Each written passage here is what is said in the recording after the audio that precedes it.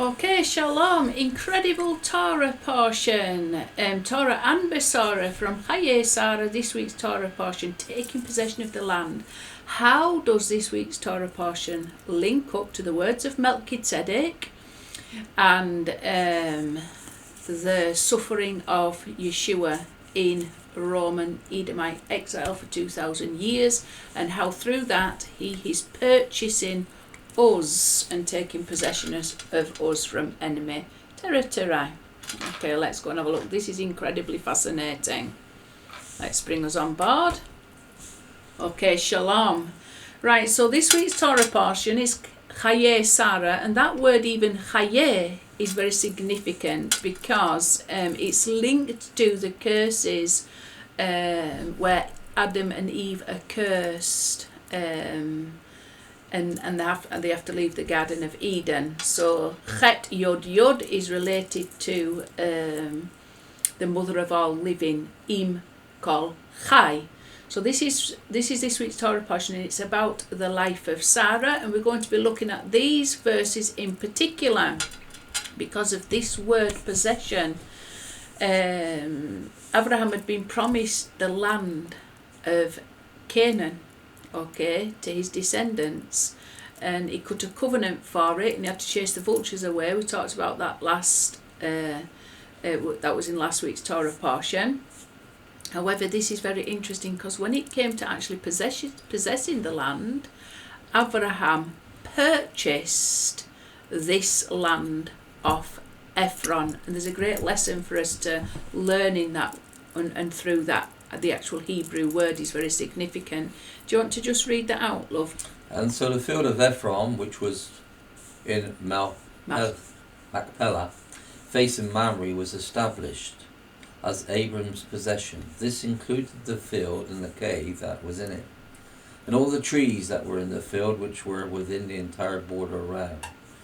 It was to Abram as a possession before the eyes of the son of Heth, in the presence of all who had come within the gate of his city.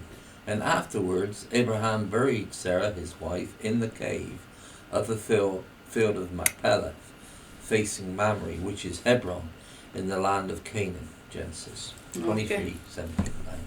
Yeah, so this word here, lemikno, is related to the word kana, possession, and that is part of the words of MelchiTzedek. So let's just go and have a look. Next slide. We've got two verses here, one from this week's Torah portion that we've just read, but the first occurrence in Torah of the word mikneh is to be found in Genesis 17, is it? Genesis 14. No, Genesis 17:12. Genesis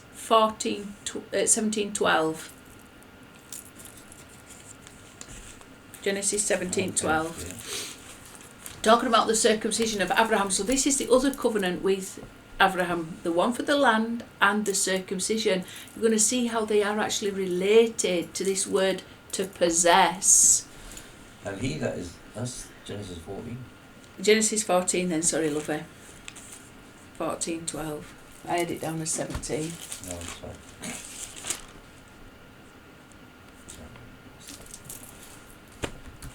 Okay, so Genesis 17:12. And he that is 8 days old shall be circumcised among you, every man-child in your generation. He that is born in the house or bought with money of any stranger which is not of thy seed. Okay, so this is talking about Avraham possessing, acquiring. So let's go and have a look at this word here, and then this is how it's related. We can see here, to buy is Strong's H4736, and in this week's Torah portion we've got unto Avraham for a possession in the presence of the children of Heth before all that went in the gate of his city, and that is also H4736, exactly the same Strong's concordance. So we've got this word here, mikneh, mem kuf nun he, and that means to purchase price and possession. But it says the origin of this word is from H4734, the one previous to that. So we'll go and have a look at that. And again, it's Mikneh, exactly the same letters, Mem, Kuf, Nun, He, Mikneh. And this is in terms of the possession of livestock and cattle, okay, which would be seen as a form of property. And still in some countries, they use cattle as a way of purchasing and acquiring things of no currency. What they do is purchase things via the number of cattle something's worth. So buying land, it will be so many cattle. And the dowries under marriage, usually some certain cattle, so that you were able to purchase your wife, buy your wife. So it says here that this is from the origin of H7069. So H7069 is Kana, Kuf, Nun, He. So exactly the same letters except with the Kuf, Nun, He. Yeah, no mem at the beginning. And do you want to read all that, lovey? Kuf, Nun, He. To get, acquire, create, buy, possess. To get, acquire, obtain. Of Elohim originating, creating, redeeming his people. Possession. Of Eve, acquiring knowledge, wisdom. To buy. Yeah, so it's very important. This is part of the words of MelchiTzedek. And there's promises regarding the words of MelchiTzedek as expressed in Psalm 110, which we're going to have a look at now, I do believe. So, possessor of heaven and earth. We've got this psalm, which is a highly messianic psalm, Psalm 110. Do you want to read that, love? And then I'll go through the Hebrew. You want those, huh? No, just disperse. And Yeshua swore, and will not repent. You are Cohen forever because of the speech of Melchizedek. Yeah, order. Yeah, it's usually because of the order of Melchizedek, but that word is al divrati, which means his speech, because of the speech of Melchizedek. So if we've got this promise regarding Melchizedek being a priest forever, and we know that is associated with Yeshua HaMashiach, then what of his speech is important? Because there's very little speech that we know about from Melchizedek. In fact, these, we're going to read them now, the speech of Melchizedek, and you'll see that there's the word kaneh, purchaser, buyer of heaven and earth. And so we can see how that's related to this week's Torah portion, where you've got Avraham purchasing for the first time a piece of the land of Israel, and that would be the Cave of Macpelah, where all the patriarchs and the matriarchs are buried together. So do you want to read that from Genesis 14:18 to 20? And Melchizedek, the king of Salem, brought out bread and wine, and was the Cohen to the Most High Elohim. El Elyon. And he blessed him, and he said, Blessed be Abraham to the Most High Elohim, who possesses heaven and earth. Yeah. And blessed be the Most High Elohim, who has delivered your adversaries into your hand, and gave him a tithe from all. Yeah, so this is quite incredible, because you've got this word possessor of heaven and earth, okay, which is related to Abraham possessing this piece of land, that's related to the covenant which he cut with Yod-Heh-Waw-Heh to give the possession of the land to the descendants of Abraham that went into Egypt and suffered. So it's the land is not for all the descendants of Abraham, only those that went into the land of Egypt and suffered the 400 years of bondage, of avodah, in the house of bondage. Okay, so avodah is important because they went in and then they came out with great possession, and this also was part of the covenant, that they would come out with great wealth from this land, this house of bondage, this house of service.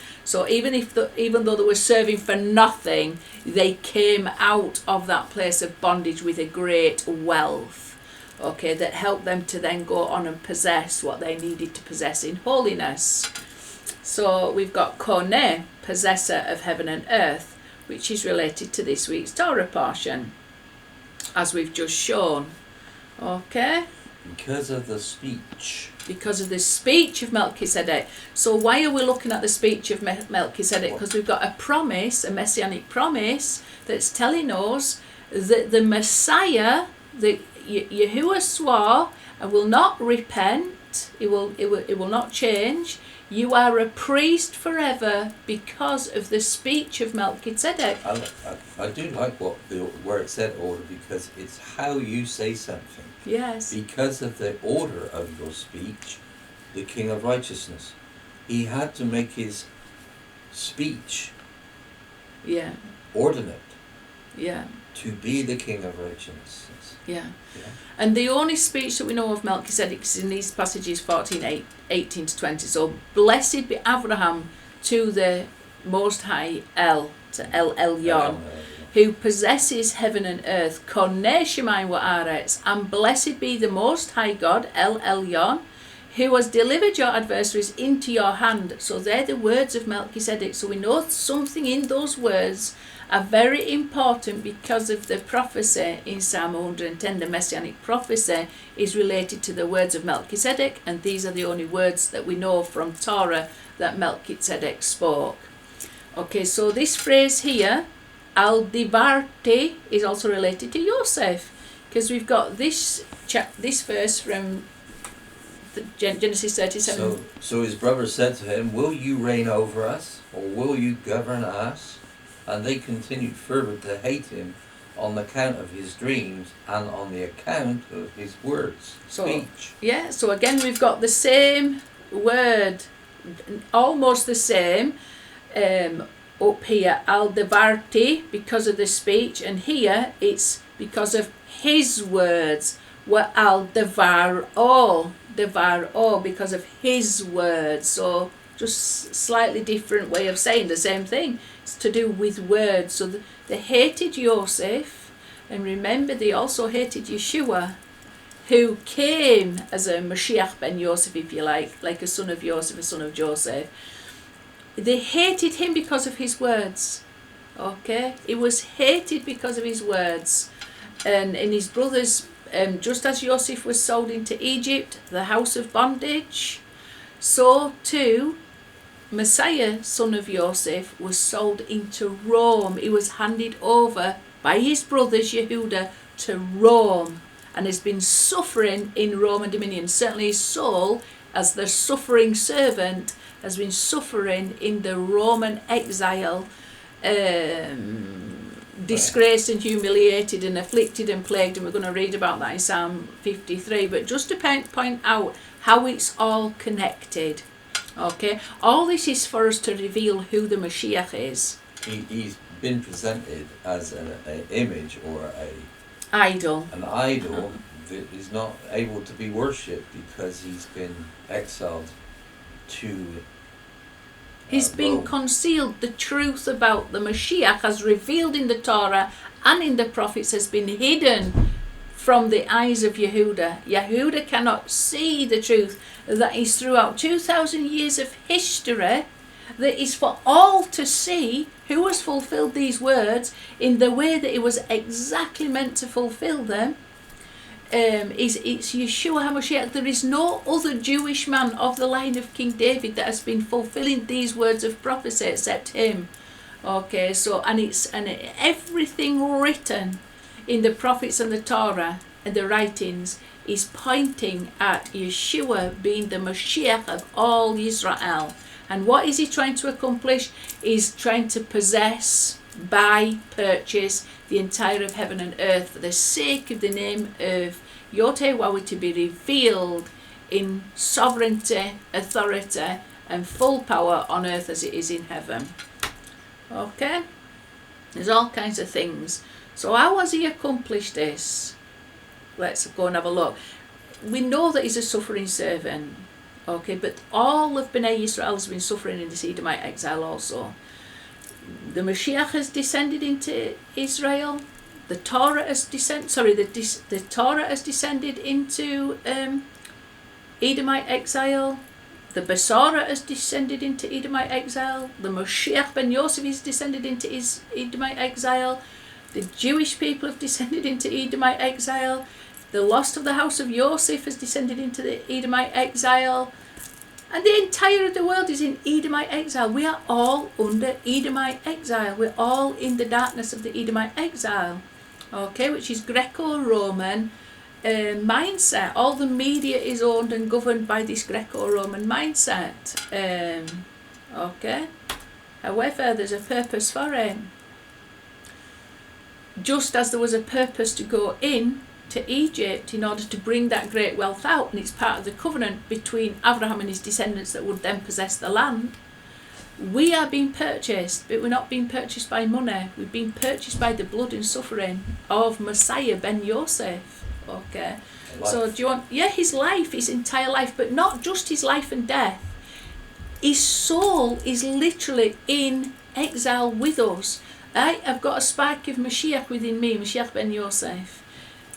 Paul has got a spark of Mashiach ben Yosef within him, and all the born-again believers that have been purchased by his suffering, who have been redeemed, bought by his suffering and by his the blood that has been spilled.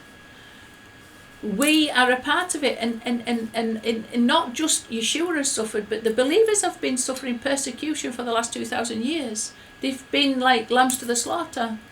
You know, there's been a horrendous martyrdom of the believers throughout 2,000 years, hasn't there? There still is in this world today, the persecuted church.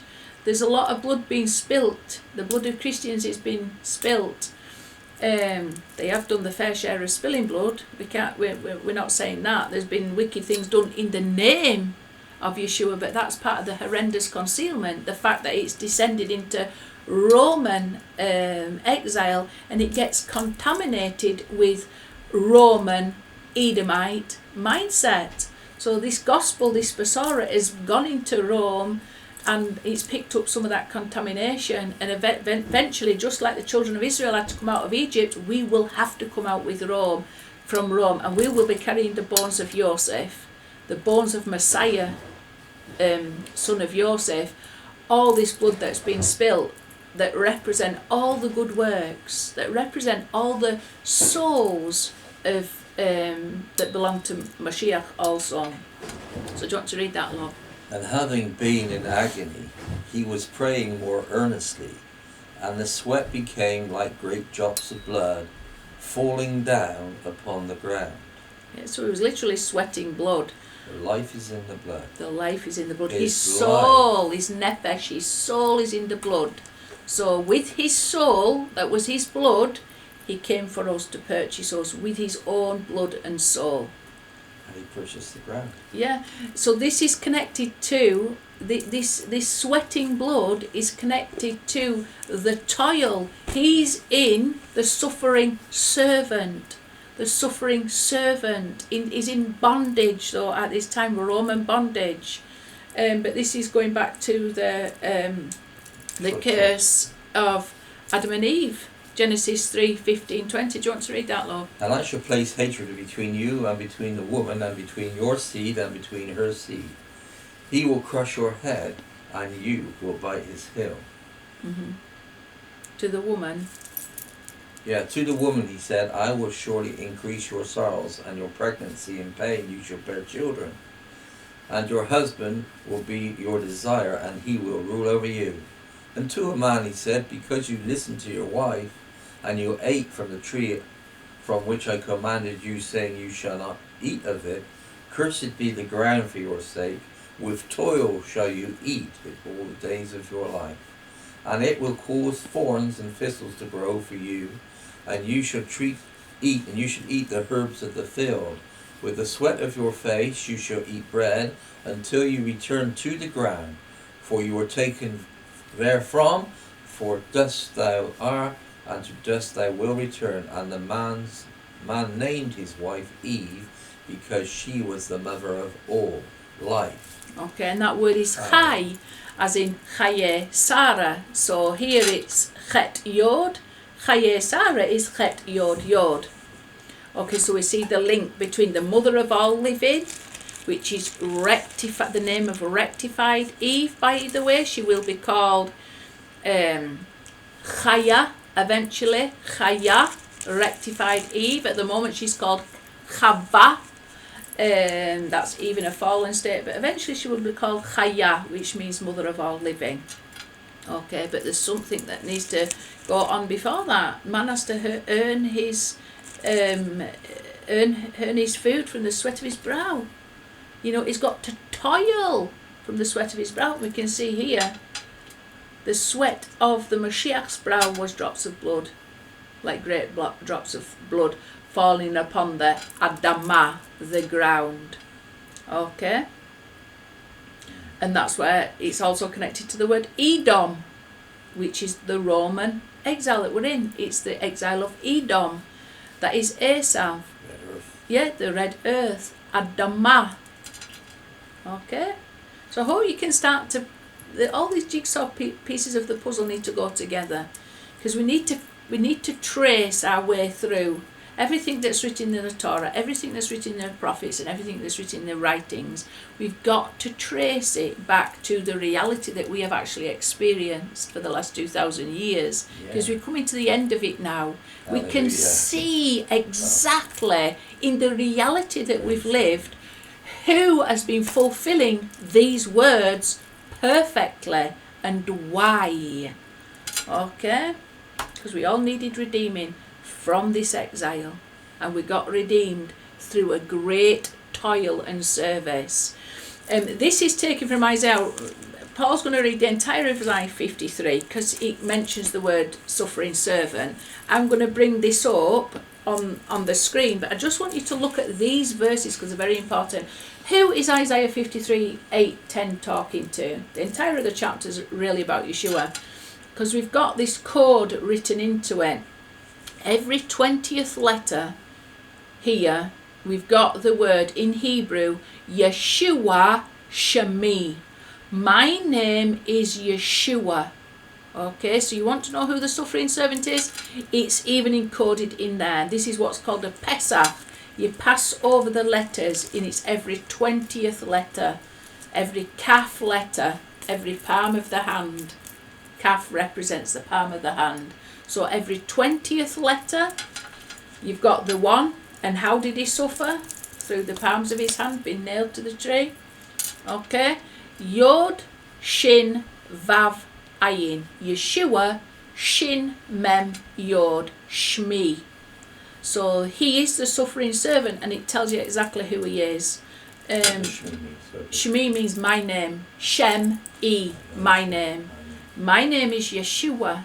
This is the suffering servant. Okay, so this is something, I can't remember the rabbi that brought this out, but this is a code weaved into the actual Isaiah 53. And the chances of this, there's phenomenal probability how that would be. And especially the fact that it's the kaf letter, and the kaf represents the palm.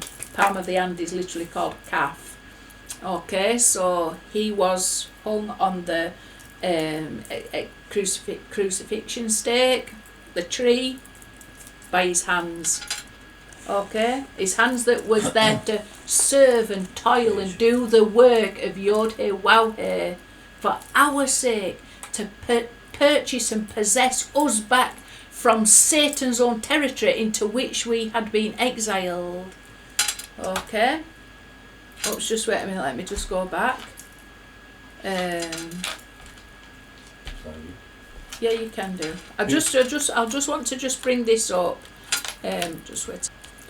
Okay, so as Paul's reading from King James Version, I've got it up here, and I might just stop to bring up some of the words, some of the Hebrew, possibly, but carry on, love. Who hath believed our report, and to whom is the arm of Yahuwah revealed? For he shall grow up before him as a tender plant, as a tender root out of dry ground. He have no form nor comeliness, that when we shall see him, there is no beauty that we would desire him. He is despised and rejected of men, a man of sorrows and acquainted with grief. And he was hid, as it were, our faces from him. He was despised, and we esteemed him not. Okay, so just to pause there. going back to the fact that Yosef was hated for his words, and he was sold into slavery as an account, and he was made to toil in the household of Potiphar, and then to serve in Pharaoh's court once it was revealed from, and he was put into prison. He was despised and rejected by his own brothers. Okay, and Yeshua was the same, rejected and despised by his own brothers, and sold to Rome by his own disciple. Surely he hath borne our griefs and carried our sorrows, yet we did esteem him stricken and smitten of Elohim and afflicted. But he was wounded for our transgression, he was bruised for our iniquities, the chastisement of our shalom, peace was upon him, and with his stripes we are healed. All we like sheep have gone astray, we have turned every one to his own way, and Yahuwah have laid on him the iniquity of us all. He was oppressed and he was afflicted, yet he opened not his mouth. He is brought as a lamb to the slaughter, and as a sheep before her shearers is dumb, so he openeth not his mouth. He was taken from prison, from the judgment, and who shall declare his generation? For he was cut off at the land of the living, for the transgressions of my people was he stricken. And he made his grave with the wicked and with the rich in his death, because he had done no violence, neither was there any deceit in his mouth. No violence, that word is no Hamas. There is no Hamas. He also ordered his conversation, that there is no deceit in his mouth. Yes. So ordered words. Truth, words of truth. Yet it pleased Yahuwah to bruise him. He hath put him to grief, when thou shalt make his soul an offering for sin. Soul offering for sin. Yeah. He shall see his seed, and he shall prolong his days, and the pleasure of Yahuwah shall prosper in his hand. He shall see of the travail of his soul, and shall be satisfied by the knowledge. Shall my righteous servant justify many, for he shall bear their iniquities. Therefore will I... Can I just say that word? My servant, Avdi, this is a worker, this is a servant. Like Yosef said, Yosef was called Ivri, Evedov Ivri, the Hebrew servant who came to me or whatever. This is his accusation of Potiphar's wife. So the Avdi is a servant. Okay, he is a suffering servant, Avdi. For he shall bear their iniquity. Therefore will I divide him a portion with the great, and he shall divide the spoil with the strong, because he hath poured out his soul unto death, and he was numbered with the transgressors, and he bare the sin of many, and he made intercession for the transgressors. Yeah. So Yeshua represents the highest level of soul possible, what's called the Yechida, the only one, the highest level of soul. And through that soul, the highest level of the name of Yod-Heh-Wah-Weh is revealed, the most merciful levels. The levels, it's the level of the name that's above the name as revealed in the Torah, the letter of the Torah. It is the name, what's called at the level of Keter, crown. Yeshua revealed the name, the upper face of the name of Yod-Heh-Wah-Weh at the level of Keter, and this is written about in the book of Micah chapter 7 verses 18 to 20, and I talk about it all the time, the 13 attributes of mercy that we are supposed to emulate. So the servant is suffering, okay. Why is he suffering? He's suffering so he can purchase and acquire our souls back from Satan. Okay, he's been sold into Rome, which is Satan's territory. We've all been sold out with him. We've got to be purchased back. We've got to come back from that place with great wealth, just as Avraham's children would come back at great wealth. But he set the standard for us in this week's Torah portion also. You know, when he purchased that land through his own toil, and it weren't wealth that he'd acquired from fighting with the kings and stuff, did he? He said to the king of Sodom, I don't want any goods from you. No. I don't want any spell from you, unless you say that you're the one that's made Avraham wealthy. And I'm paraphrasing there, but that was in last week's Torah portion. He wanted to purchase this. He didn't even want Ephron to give him it for free. No, I will purchase it. With my wealth, I will possess this. And this is, like I say, it's related to the words of MelchiTzedek, possessor of heaven and earth. And even in the words of MelchiTzedek, we assume it's talking about Yod-Heh-Waw-Heh, purchaser of heaven and earth. But is it? Is this the right time to say, why did Abraham need to purchase the possession? Well, you say then. Somebody died? Yeah, this is it. This is another good thing. Sarah had to die before the possession. Unless a seed fall into the ground and die, it shall not bring forth fruit. Yes. We have to think that the Besorah comes from the word Sarah. Besorah. The seed in had Sarah. to die. The seed had to die to bring back forth the fruit, the purchase of the land. So Abraham could possess the land which Yeshua promised him, and he said, how shall I know that you will do this? And then he kept covenant.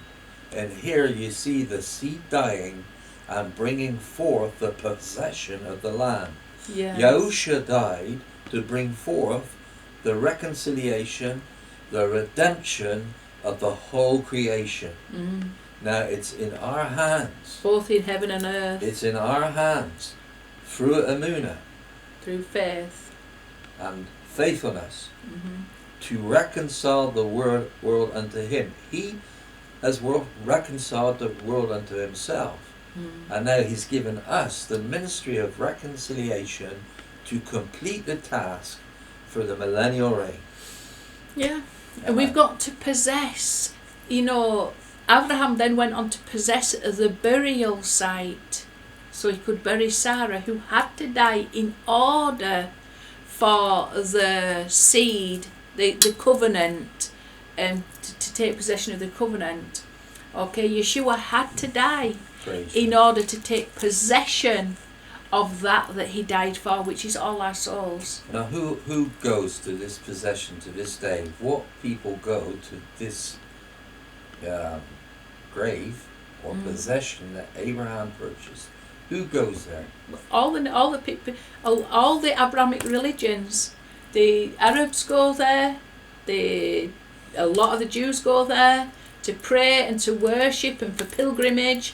And also a lot of Christian believers in Yeshua go there. This is an OTO. It's a sign of the redemption, of the buying back of the world which Adam gave to Satan when he ate the fruit of the tree of knowledge. This is a purchasing back, hallelujah, which we possess through Emunah. Yeah. He wants to see us. Mm-hmm. He wants to see the restitution of all things before he returns from the Shemayim. Yeah. This is our Mashiach. This is Yehuda's Mashiach. This is the Mashiach of the whole world, including Islam. Yeah. This is the Mashiach who represents the holy name and sovereignty and oneness of Yod-Heh-Waw-Heh. Okay? So through him, Yod-Heh-Waw-Heh is possessing us all back unto himself, so that he can establish his kingdom on earth as it is in heaven. And he is the ultimate possessor of heaven and earth. I just wanted to go back very briefly to show you that first verse when it comes to the word to possess. Okay, so in terms of commandments, we've got the Torah and the Besorah, so the New Testament. There's lots of things written in the New Testament regarding circumcision, whether it should be done or not. Okay, however, there is this Torah that came before the giving of Torah to the children of Israel or after they'd been in Egypt, okay? And it's this verse. This is the first time that this word mikneh is used. And he that is 8 days old shall be circumcised among you, every man-child in your generations that he was born in the house, or bought, purchased, kana, with money of any stranger which is not of thy seed. Okay, so we have all been bought, so we should all go through a circumcision. You know, whether that be our lips, our heart, our ears, or our entire experience. There's 5 aspects of circumcision, or the male anatomy. That's what I would read into it, because we have been purchased. We've been purchased by the Mashiach through his suffering. We have been part of him. The reason why he is the suffering servant, the reason why he went into Satan's territory, Rome, he came for us. He came to purchase us back through his suffering, through his death, and we will be fully resurrected with him in the land of promise at some point, very soon, no doubt. But there's people that want to. There's a lot of controversy whether you should get circumcised or not. But you should be asking yourself, have we been purchased or not? And that should really that should contribute to the decision that we make in some way. I know I've been purchased. I was in hell on earth, and I've been redeemed from that and brought into right face-to-face relationships with the name of Yotei Wauhe. And it's wonderful, and somebody suffered for me in order for me to enter into that. I know that I've been bought and acquired through Yeshua, by Yotei Wauhe.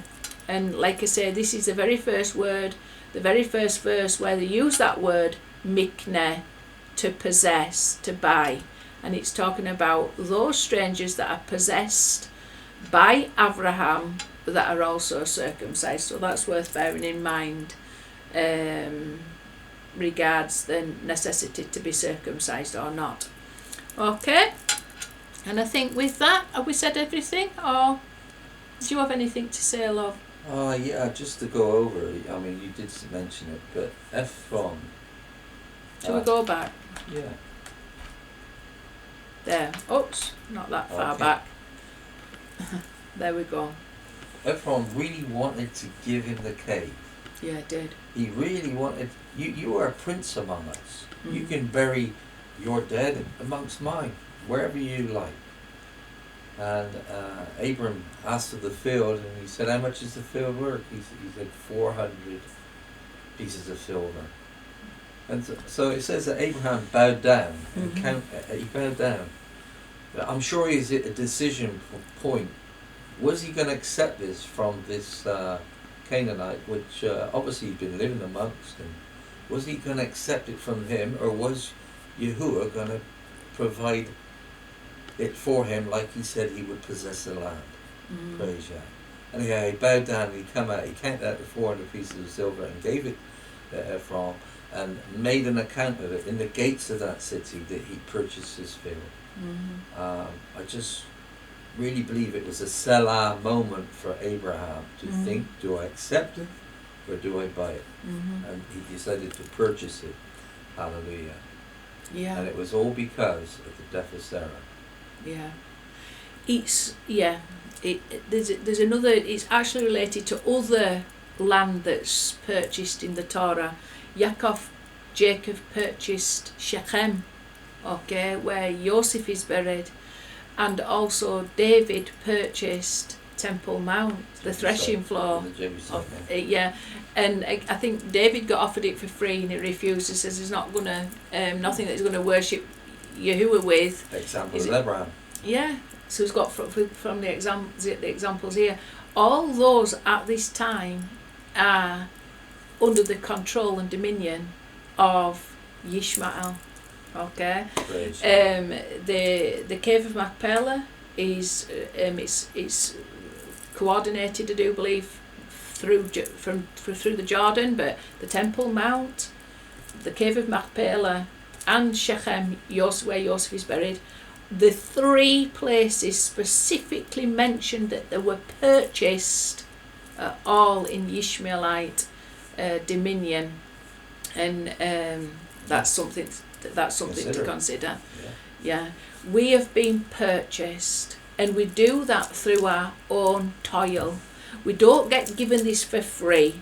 Even though Yeshua has suffered for us, the highest level of soul has come to illuminate our souls for us, to strengthen us in exile, we still have to do the work below.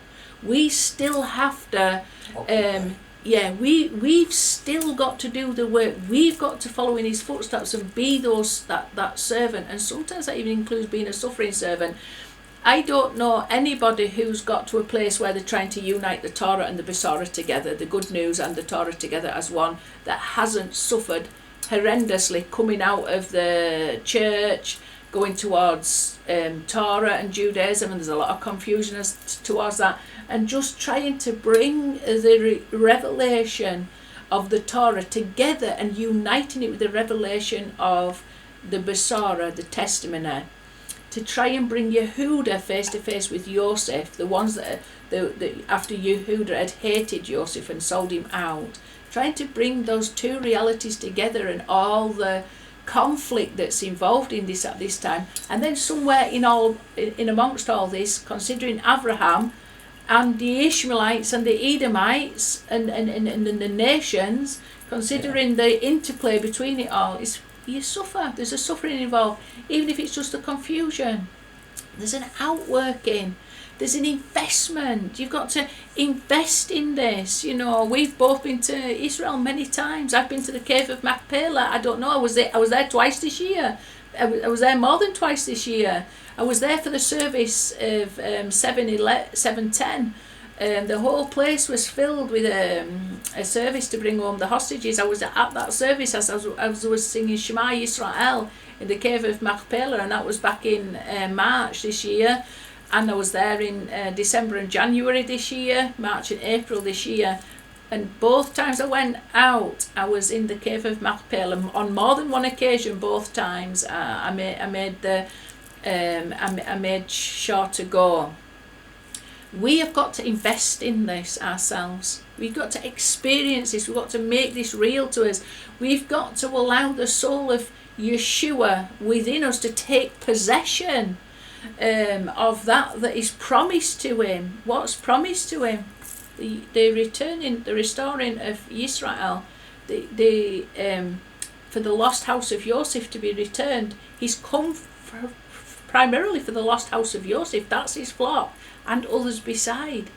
We are part of that flock, but we've got to make the effort. Once he's illuminated our soul with himself, we've got to then carry that torch on and see to be doing the work that we know needs to be fulfilled. Because why? Because we know what promises they are, we know what words he fulfilled, and we know what words still need to be fulfilled. Yehuda and Yosef need to come face to face with each other, and there's a toil involved with that. There's a suffering involved with that. People have had 2,000 years of hatred and jealousy and envy and lies that have kept them apart. Okay, now we've got to try and break that down, and it's not an easy thing to toil with, but we've got to persist. Why? Because we want to possess heaven and earth. You know, we want to be part of that, where we see Yod-Heh-Wah is the possessor of heaven and earth, and it's us he possesses, and all that we, through our toil, including our suffering, including the suffering of Mashiach within us, goes out and possesses and toils for, until we see every single word that's written in the Torah, the prophets, the Besorah, and the writings fulfilled. Think we can leave it at that? Amen. Amen. Yeah, let it be so. It's for all of us to take this toil up. It's for all of us to do the work of the Mashiach at this time. It's for all of us to try and fulfill those words of prophecies. We all count. We all matter, because we were all purchased for a very high price. And we all have him within us. We've got the Torah within us, the living word within us. We've got the Besorah within us, the glad tidings. We've got the wisdom of and we've got the prophets. We see what's already happened, and we see what's still to happen, and we see where we are on that time scale. And we just have to be found now to be faithful, doing everything that we should be doing to fulfill all those words. Doing? You mean working? Toiling! And even if it's suffering, invest in that. Investing in it, investing the time and the effort. There's nothing else worthy of our investment. There's nothing else worthy of service other than to fulfill the will and the word of Yod-Heh-Wah-Heh as revealed to us in the Torah and through the Besorah. There's nothing else worthy of service. There's nothing. If you don't serve that, you're going to be serving something that's not worthy of it. Vanity and emptiness. You might as well get on board with the mission that's worthy of our effort and our toil and our money and everything. Energy, yeah. Our soul, our life force within us. For ourselves. Yeah. Okay then, shalom.